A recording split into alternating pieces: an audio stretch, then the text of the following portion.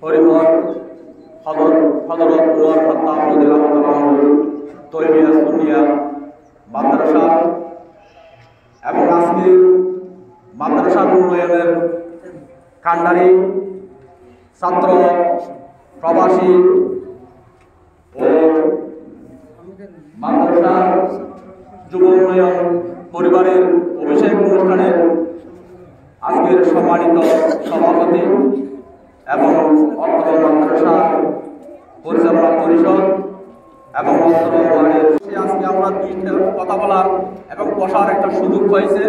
সেটা হলো আপনাদের অক্লান্ত পরিশ্রমের ফসল এবং আপনাদের পারিশ্রমিক, আপনাদের দেওয়া টাকা, আপনাদের যে আর্থিক সহযোগিতা, শ্রমের সহযোগিতা, কথার সহযোগিতা, আপনাদের সহযোগিতা যদি না হতো আজকে আমরা এই ভবনে দাঁড়িয়ে এই কথা বলার সুযোগটা হইতো না।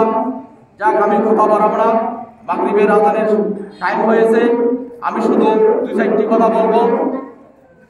আমার বাগিরা বলে গেছে, আমাদের সহযোগিতার হাত হলো আপনাদের ছেলে সন্তান। আপনাদের ছেলে সন্তান যদি আমাদের মাদ্রাসায় যদি সহযোগিতা না দেন, ছেলে সন্তানকে যদি আপনাদের মাদ্রাসায় যদি না পাঠান, তাহলে মাদ্রাসায় ভবন আমাদের কারো কাজে আসবে না। আপনারা সহযোগিতা দিচ্ছেন, আপনারা সহযোগিতা দিয়ে যাবেন, আপনাদের সহযোগিতায় আরো অনেক দূরে এগিয়ে যাবে। আজকে আসলে অত্যন্ত একটা খুশির বিষয় নিয়ে আমাকে একটু অনুরোধ করছে, যাকে নিয়ে আজকে এই অনুষ্ঠান আয়োজন করা হয়েছে।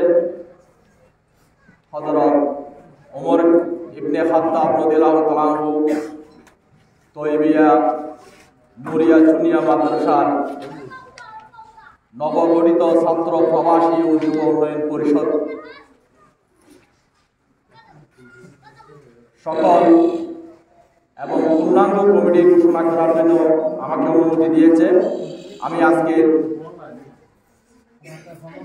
অনুষ্ঠানের মধ্য দিয়ে